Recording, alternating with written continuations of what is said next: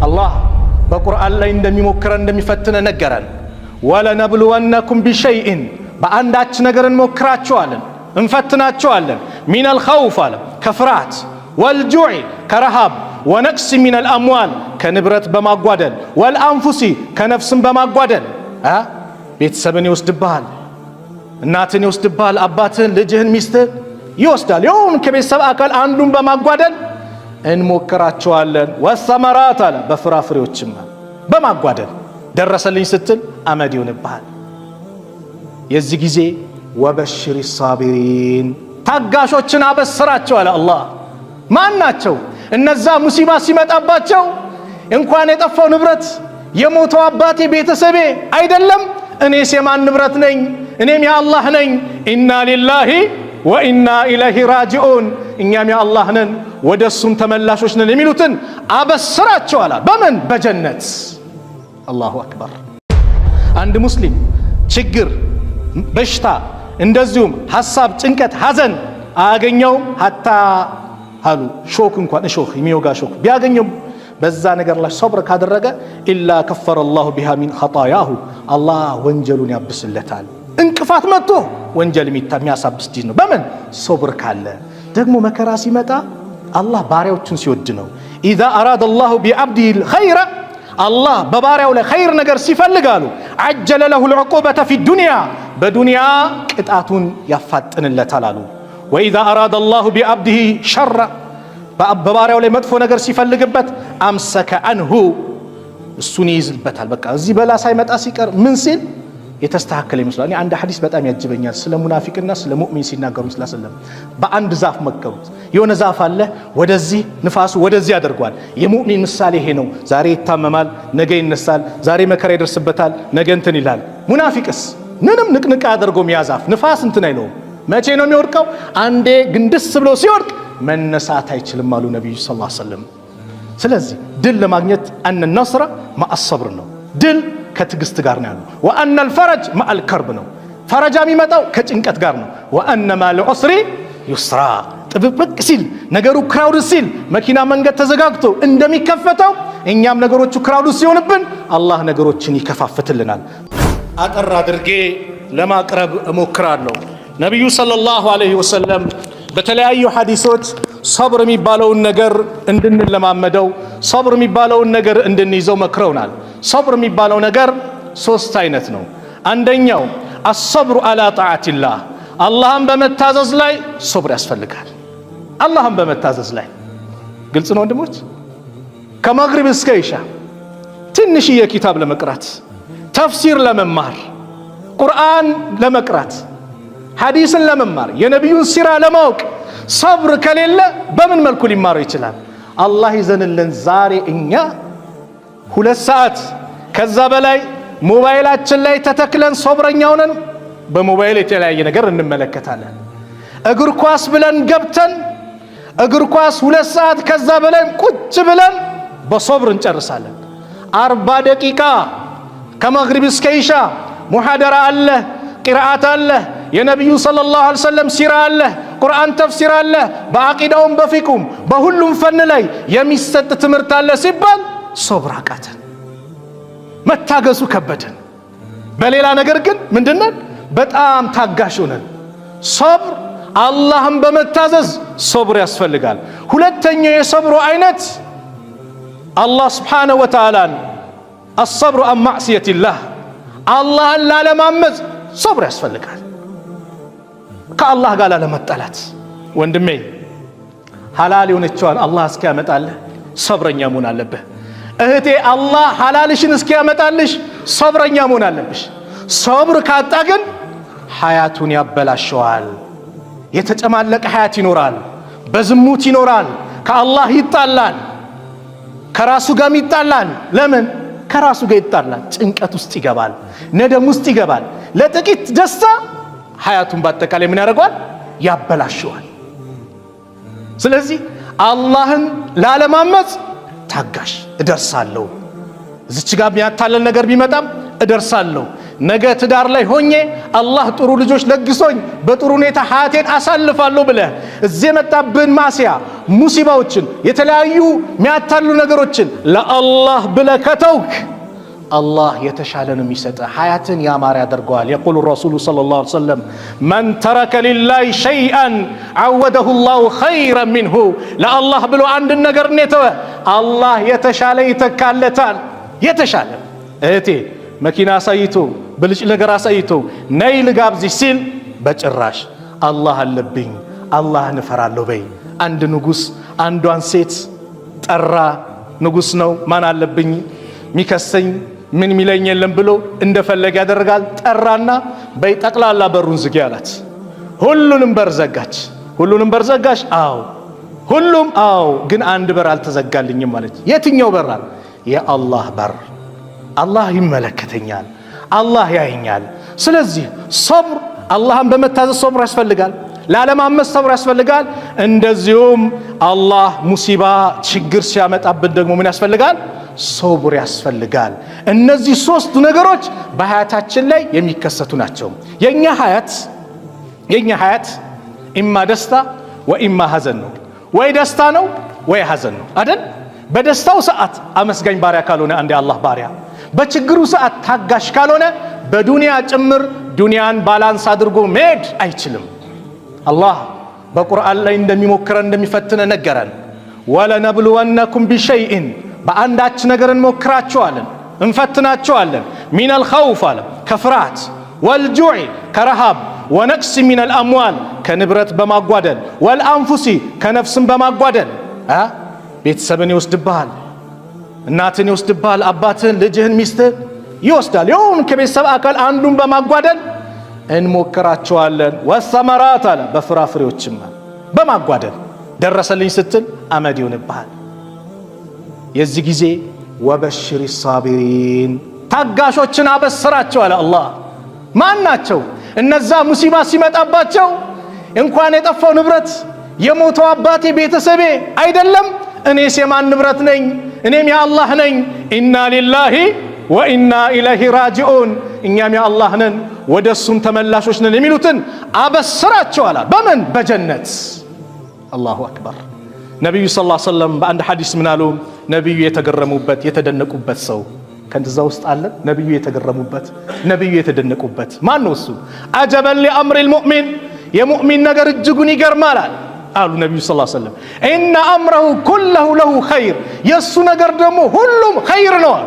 የሙእሚን ነገር ሁሉም ነገሩ ኸይር ነው። ወለይሰ ዛሊከ ሊአሐድን ኢላ ሊልሙእሚን ይሄ ደግሞ ለአማኝ ካልሆነ ለማንም አይሰጥ ስጦታ ነው አሉ የአላህ መልእክተኛ ነቢዩ ሰለላሁ ዐለይሂ ወሰለም። ኢን አሳበቱ ሰራኡ ደስታ ሲመጣ ሸከረ አላህን ያመሰግናል። ፈካነ ኸይረን ለሁ ይሄ ለሱ የተሻለ ነው። ወኢን አሳበቱ ደራኡ ችግር ሲመጣበት ደግሞ ሶበረ ትዕግስት ያደርጋል። ፈካነ ኸይረን ለሁ ይሄ ለሱ የተሻለ ነው። ረዋሁ ሙስሊም። አየህ ደስታ ሲመጣ በእውቀቴ በጉልበቴ እንደ ቃሩን የቃሩን መንሃጅ አይዝም። ይሄ እኮ በእውቀቴ በኢልም ያገኘሁት ብሎ አላህ የሰጠውን ጸጋ ምን ያደርጋል? ያስተባብላል። ሙእሚን ጸጋ ሲመጣ ትላንት ባዶ ነበርኩ ዛሬ ነው አላህ ያንበሻበሸኝ ይሄ ሁሉ ነገር ስጠኝ ጌታዬ ነው ምስጋና ይገባው ብሎ ምስጋና የሰደቃ ምስጋና ያወጣል አለ። የሰደቃ ምስጋና አላህ የሰጠኝን በመስጠት ባለማመጽ የአላህ ባሪያዎች ላይ ባለመኩራት ብሎ ራሱን ዝቅ ያደርጋል።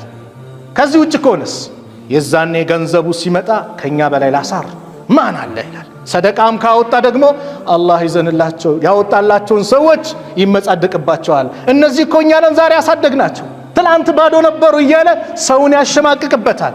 የዛ አይነት አይደለም የተወደሰው፣ የዛ አይነት አይደለም ነብዩ የተገረሙበት። ደስታ ሲያገኙ አላህን የሚያመሰግን ሲቸገር የሚታገስ የዛ አይነት ሰው ነብዩ ሰለላሁ ዐለይሂ ወሰለም እጅጉን ተገረሙበት። ሶብር ማለት ቅድም እንዳልኳችሁ ትልቅ ስጦታ ነው። አቢ ሰዒድ ብኑ ማሊክ ብኑ ሲናን አልኹድሪ ረዲየላሁ ዐንሁማ አነ ናሰ ሚነል አንሳር አሉ። እኚህ ሰሃባ ሲናገሩ ከአንሳር ሰዎች መጡ ነቢዩ ሰለላሁ ዐለይሂ ወሰለም ዘንድ። ሰአሉ ረሱለላህ ሰለላሁ ዐለይሂ ወሰለም ፈአጣሁም የአላህ መልእክተኛውን ነገር ጠየቋቸው፣ ነቢዩ ሰጧቸው። ነቢዩ ጋር እምቢ የለም፣ ነቢዩ ጋር መስጠት ነው። ሱብሓነላህ። ሰጥቶን የምንሰጥ አላህ ያድርገን። አሚን በለዋ። የምንለግስ አላህ ያድርገን። መስጠት ራሱ መሰጠትን ይጠይቃል። ወላሂ መሰጠት ይጠይቃል እኮ ሱብሃንአላህ። ነብዩ ሰጡ። ثم سألوه አሁንም ጠየቋቸው ነብዩን فأعطاهم ሰጧቸው حتى نفد ما عنده ነብዩ ዘንድ ያለው እስኪያልቅ ድረስ ባዶ እስኪሆን فقال لهم حين أنفق كل شيء بيده በእጃቸው ያለውን ሁሉን ነገር ከሰጡ በኋላ ከጨረሱ በኋላ ما يكون عندي من خير فلن أدخره عنكم ከኸይር ነገር እኮ እናንተ ዘንድ ምደብቀው ማስቀምጠው እኮ የለም ቢኖር ሰጠ ነበር አሉ። ከዛ ግን ለሁሉም ትልቅ መልእክት አስተላለፉ የአላህ መልእክተኛ ነብዩ ሰለላሁ ዐለይሂ ወሰለም ومن يستعفف ጥብቁነትን የፈለገ አላህ ጥብቁ እንዲሆን ያደርገዋል። ومن يستغني يغنيه الله እንዲብቃቃ የፈለገም አላህ ያብቃቃዋል። ومن يتصبر صبر ማድረግንም የፈለገ ለሶብር ራስ ነፍስያውን ያሸነፈ ደግሞ ምንም ችግር ሲመጣ ሶብረኛ ከሆነ አላህ ይህንን ይለግሰዋል። وما أعطي أحد عطاء خيرا وأوسع من الصبر ለአንድ ሰው ከሶብር የበለጠ የተሻለ ነገር የተሰጠው ነገር ሰፊ ነገር የለም። ሱብሃንአላህ በምድር ላይ እንደ ሶብረኛ ትልቅ ስጦታ የተሰጠው ሰው ማንም የለም። ሀብት ኖሮም ሶብር ያስፈልጋል እኮ ዛሬ ሀብት ሲመጣ ሶብር ሲያጣ ሰው እንዴት እንደሚያደርገው ሱብሃንአላህ እየተመለከትን ነው ብዙ ነገሮች። ይሄ ትልቅ ስጦታ ነው ነብዩ ሰለላሁ ዐለይሂ ወሰለም ያሉት። ስለዚህ ይህንን ስጦታ ረሱል አለይሂ ሰላቱ ወሰላም እንደነገሩን እኛም ልንጠቀምበት ይገባል። ነብዩ ሰለላሁ ዐለይሂ ወሰለም ችግሮች ሲፈራረቁ ትዕግስት ማድረግ እንዳለብን መከሩ። ለመሆኑ እንደ ነብዩ ሰለላሁ ዐለይሂ ወሰለም ወላሂ መከራ የተፈራረቀበት በምድር ላይ ማንም የለም። እስቲ አስቡ፣ ነብዩ በህይወት እያሉ ከሰባት ልጆቻቸውን ስድስቱን ቀበሩ። በህይወት እያሉ በጣም የወዷትን ባለቤታቸውን እናታችን ኸዲጃን ነብዩ ቀበሩ። ለኢስላም ሲታገልላቸው የነበረ የጀርባ አጥንት የነበራቸው አጎታቸው እስልምናን ሳይቀበል ሞተ። ነብዩ ልባቸው ተነካ፣ አዘኑ። እንደ ነብዩ ግን ታጋሽ ማንም አልነበረም። ነብዩ ሰለላሁ ዐለይሂ ወሰለም ሊሞቱ ሲሉ በጣም ጨነቃቸው። ረሱል አለይሂ ሰላቱ ወሰላም አነስ ሲናገሩ ለማ ተቁለ ነብዩ ሰለላሁ ዐለይሂ ወሰለም ጀዐለ የተገሻሁ ልከርብ ጭንቀቱ ሲመጣ እንዲሁ ነብዩ ላይ ፎጣ ምን የሚደረግ ነበር፣ ትኩሳቱ ምኑ ራሳቸውን የሳት ይስታሉ፣ ነቃ ይላሉ። የሚጠይቁት ደግሞ ስለ ሰላት ጉዳይ ነበር። ሰዎች ሰገዱ ወይ ነበር ጭንቀታቸው የሰላት ጉዳይ። ከዛ በኋላ ይህን ጭንቀት ስትመለከት ፋጢማ ልጃቸው ዋ ከርባ አበታህ ዋ አባቴን ዛሬ ጭንቀት ያዛቸው ብላ ስትለቅስ ስትጨነቅ ፈቃል ነብዩ ምን አሉ? ለይሰ አላ አቢኪ ከርቡን ባዕደ ልየውም ከዛሬ ቀን በኋላ አባትሽ ላይ ጭንቀት የሚባል ነገር የለም አሏት። ወደ አኺራ ልሄድ ነው፣ ከአላህ ጋር ልገናኝ ነው፣ የጸጋ አይነቶችን ላገኝ ነው፣ የዱንያን ታብ ጭንቀትን ተገላግዬ ልሄድ ነው እያሉ ጭንቀት የለም አሉ። ልክ ነቢዩ ሰለላሁ ዐለይሂ ወሰለም ፈለማ ማት የሞቱ ጊዜ ፋጢማ አለች ያ አበታህ አጃበ ረበን ደአህ አባቴ ወይ የጌታውን ጥሪ ይሻለ ተቀበለ። ያ አበታህ ጀነቱል ፊርደውስ ማእዋህ አባቴ ወይ ጀነቱል ፊርደውስ መኖሪያዎት ይሁን። ያ አበታህ ኢላ ጅብሪል ነንዓህ ለጅብሪል እንነግራለን አለች ምርቱ። ፈለማ ዱፊና ነቢዩ ሲቀበሩ ቃለት ፋጢመቱ ረዲየላሁ አንሃ ፋጢማ አለች ለነ አነስ አጣበት አንፉሱኩም ነፍሶቻችሁ አስቻለቻችሁ አንቱሕቱ አላ ረሱልላህ ሰለላሁ ዐለይሂ ወሰለም ቱራብ ነቢዩ ላይ አፈር ስታለብሱ አስቻላችሁ አለች። አነስ ምን ይላል በውስጡ አልቻልንም፣ ነገር ግን ግዴታ ነው። ሱብሃንአላህ እንደ ነቢዩ መከራ ያገኘው ማንም የለም። ግን ምን አሳዩ? ታጋሽነትን አስተማሩን። ትዕግስት ሲኖራችሁ ኸይር ነገር ይመጣል። አንድ ነገር እናንተ ብትወዱት ያ የወደዳችሁት ነገር መጥፎ ሊሆን ይችላል። ወአሳ አን ቱሂቡ ሸይአን ወሁወ ሸሩን ለኩም እናንተ የወደዳችሁት ነገር መጥፎ ሊሆን ይችላል። የጠላችሁት ደግሞ ኸይር ሊሆን ይችላል። ለምን? ወላሁ ያዕለሙ ወአንቱም ላ ተዕለሙን አላህ ያውቃል፣ እናንተ አታውቁም። እኔ እናንተ ፊት ለፊታችን ነው የምናየው፣ ከበስተጀርባችን ያለውን አናይም አይደል? ዱንያ ፊት ለፊታችን ያለውን እኮ ርቀት ትንሽ ነው የምናየው ራሱ። አላህ ከዚህ በኋላ ያሉ ነገሮችን በአጠቃላይ የሚያውቅ ጌታ ነው። አላህ ያውቃል፣ እናንተ አታውቁም። የሆነ ነገር ሲከሰት ለምንድን ነው? ለኸይር ነው። ሰልማን አልዓውዳ ሐፊዘሁላህ አሁን እስር ላይ የሚገኙት አላህ ነጃ ይበላቸው አንድ ቂሳ ይናገራሉ።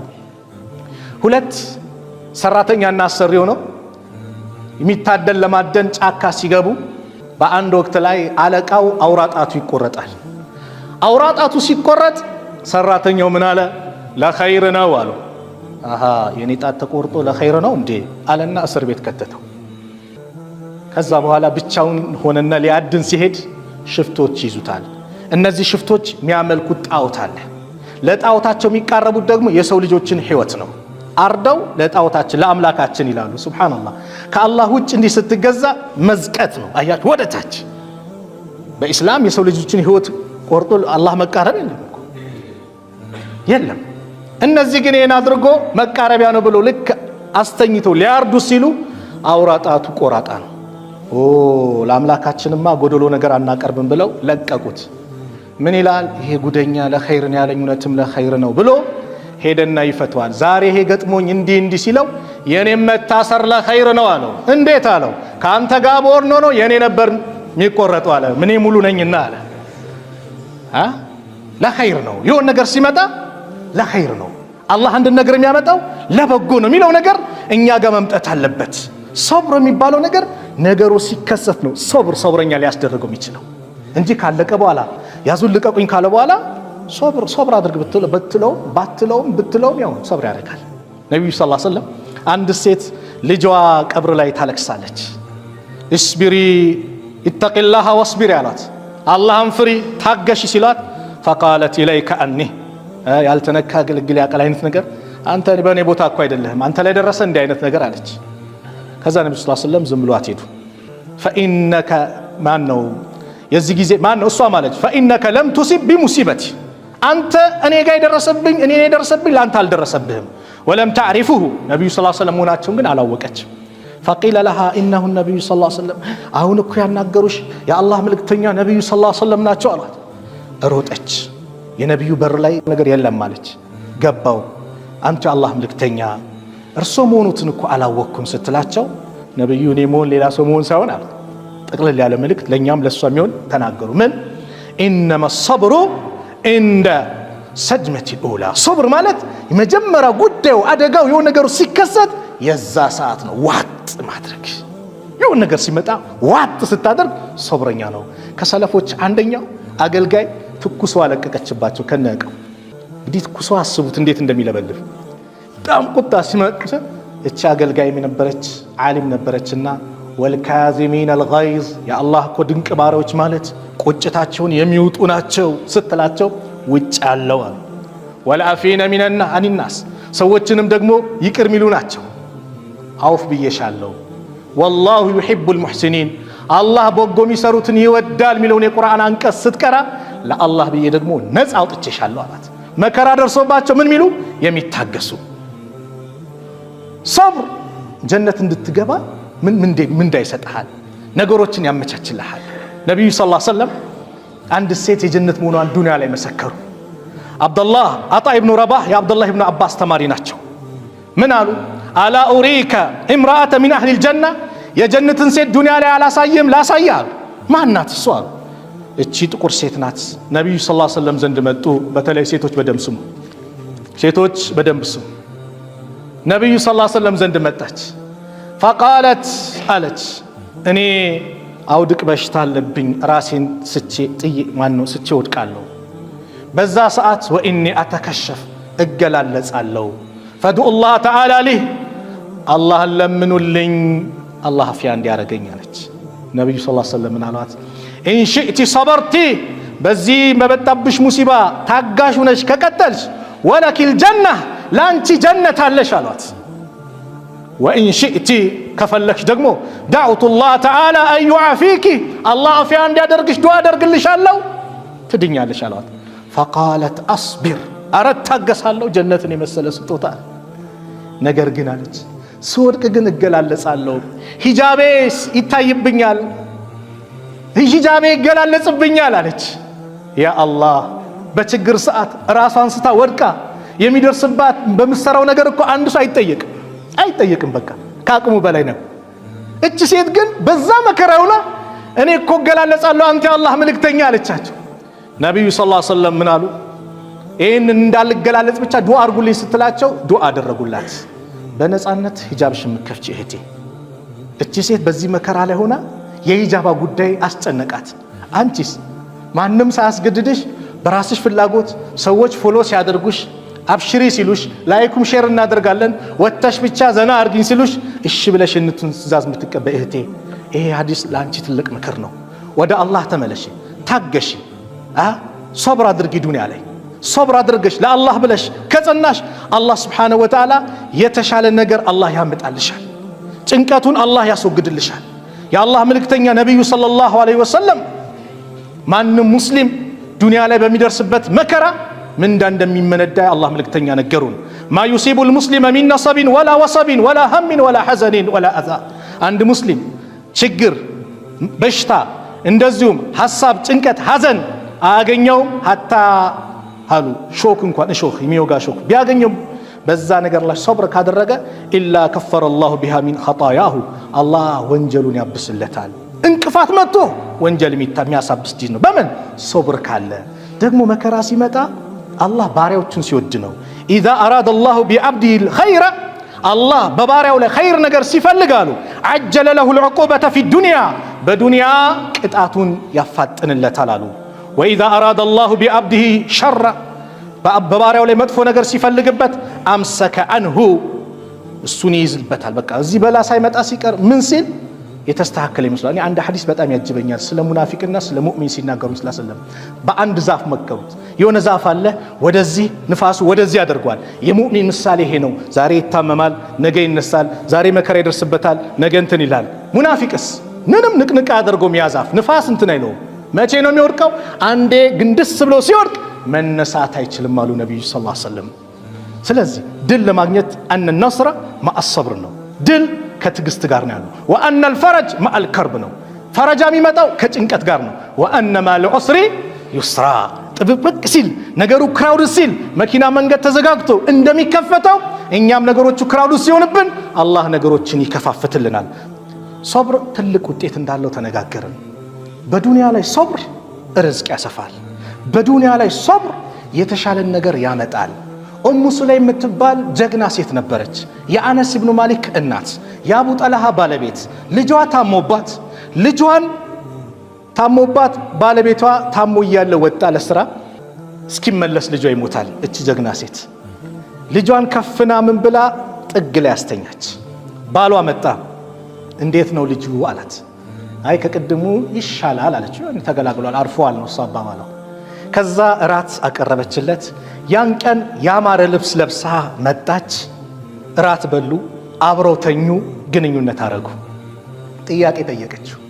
ጎረቤት ዕቃ ቢያውሰን ያንን ዕቃ መልሱ ቢለን መመለስ የለብንም እንዴ አለች። እንዴ መመለስ አለብን። በል እንግዲህ አላህ ውሶን ነበር ወሰደብን፣ በልጅህም ሶብር አርጋለችው። በጣም ተቆጣ። የተቆጣው ስለሞት አይደለም። እንዴት ልጄ ሞቶ በዚህ ሁኔታ ካንቺ ጋር ዛሬ እንዲህ አድራለሁ አይነት ነው። ይሄን ጉድ ነገሩን ለነብዩ ሰለላሁ ዐለይሂ ወሰለም እናገራለሁ ብሎ ለነብዩ ሄዶ ነገራቸው። የአላህ መልእክተኛ ነብዩ ሰለላሁ ዐለይሂ ወሰለም ዛሬ ሌሊት ከሷ ጋር ግንኙነት አድርጋቸዋል? አዎ። በሉ የዛሬ ሌሊት አላህ በረካ ያርግላችሁ ብሎ ዱዓ አደረጉላቸው። በዛች ሌሊት የተወሰነ ልጅ ነበረ፣ አብደላህ የሚባል ልጅ ተወለደ። ሱብሃንአላህ።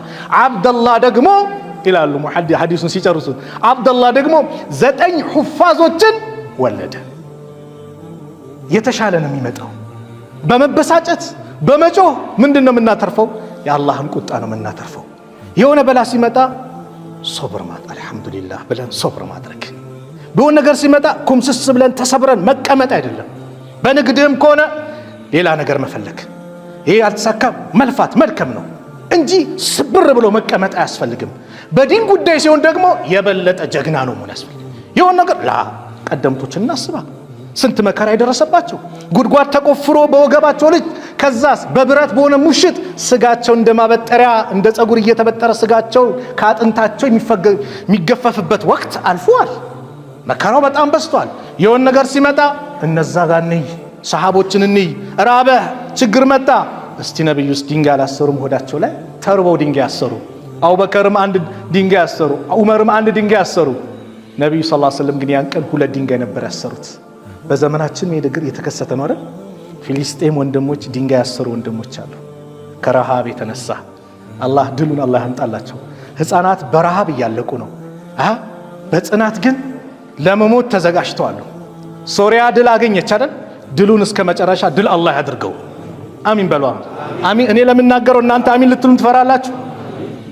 ድል አላህ ያድርገው። ለነሱ ያሳየን ድል አላህ በገዛ ላይ በፊሊስጤም ላይም አላህ ያሳየን። በአላህ መንገድ የሚታገሉትን አሁንም የበላይነቱን አላህ ይወፍቃቸው። ይሄ የሰብር ውጤት ነው። ሰብር። ዲኔን አልለቅም። ዛሬ ግን የሆነ ችግር ደረሰብኝ ብዬ ዲኔን እለቀዋለሁ፣ እሸጠዋለሁ አይደል? እሸጠዋለሁ። የሆነ ችግር ስለደረሰብኝ ዲኔን እሸጠዋለሁ።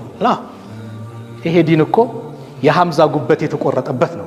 ይሄ ዲን እኮ ቢላል ጀርባው የተገረፈበት ነው። ይሄ ዲን እኮ ሱመያ ባሰቃቂ ሁኔታ የመጀመሪያው በእስልምና የእንስት የሴት ሸሂድ የሆነችው ሱመያ የተገደለችበት ዲን ነው። ነብዩ ከአገር የተባረሩበት ብዙ መከራ ያዩበት ዲን ነው። በዚሁ በአገራችን አጼዎቹ በሙስሊሙ ላይ ብዙ መከራ ያዘንቡበት ዲን ነው። እኛ ጋር ሲመጣ እንዴት ቀላል ሆነ? ታዲያ ቸገረኝ ብዬ ዛሬ ዲን እሸጠዋለሁ? ሰላቴን እተዋለሁ? የሆነ ነገር ሲጎልብኝ ከአላህ መንገድ እርቃለሁ? ከአላህ ቤት እርቃለሁ? ወንድሞች ታጋሽ ነው። የትዕግስተኞች ምንዳ ኢነማ ይወፋ ሳቢሩን አጅረሁም ቢገይሪ ሂሳብ ነው፣ ያለ ገደብ ነው። አላህ ብቻ ነው ይህንም ምንዳ ትልቅ አድርጎ የሚሰጠው። ስለዚህ ሶብር፣ በንግድህ ላይ ሶብረኛ፣ ጭቅጭቅ ሲመጣ ምን ሲመጣ ታጋሽ መሆን። ነቢዩ ሰለላሁ ዐለይሂ ወሰለም ሁለት ሰዎች ተጣሉ አሉ።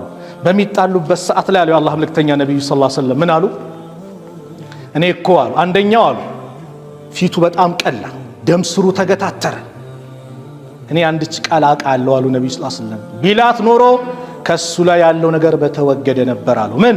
አዑዙ ቢላሂ ሚነ ሸይጣን ረጂም።